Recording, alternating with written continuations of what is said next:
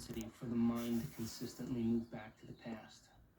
That's a natural mechanism that's been developed over eons. When we have a new experience, whatever that experience is, that experience allows circuits and connections in the brain to begin to formulate.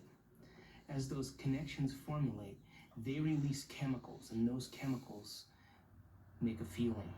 So emotions and feelings are the end product of every experience. And feelings and emotions help us to remember experiences better. We know where we were on 9/11 because there was a feeling that was associated with it. Now, what typically happens for most people when they have a novel or a new experience, they repeat that experience over in their mind again. It's a natural propensity. And the reason we do that is because if we can fire those circuits over and over again, by the act of repetition, we can remember them. So we learn from an experience. Learning is making new connections. Remembering is maintaining those connections. And so there's a natural order in which we review something in order to remember it.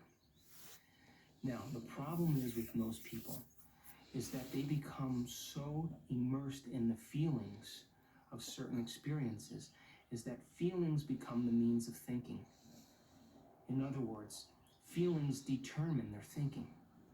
When that happens, we only are living from the past because by definition, feelings are associated to some past event. So if we determine our future based on a feeling, what we're really saying is, I'm trying to create a future situation from a past situation. And invariably, we will always continuously recreate the future based on the past, and that future will be more of the past. So what will we see? People who are wired in victimization, people who are wired in suffering, people who are wired in their insecurity, and the feelings become the barometer of their reality. Then in their future experience, they could only create reality based on how they're wired.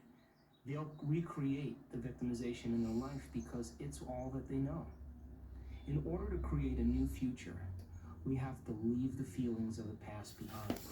We have to abandon the way in which feeling is the means of thinking. And when we're able to do that, we're breaking the association and the neurological networks that are attached to that thinking and feeling mechanism so that we're focusing on an abstraction, an idea, a concept, a dream that we haven't yet experienced because it has no emotion, but it's something that we would like to experience. And that process of being able to abandon the means of feeling for a future potential is the greatest test for the human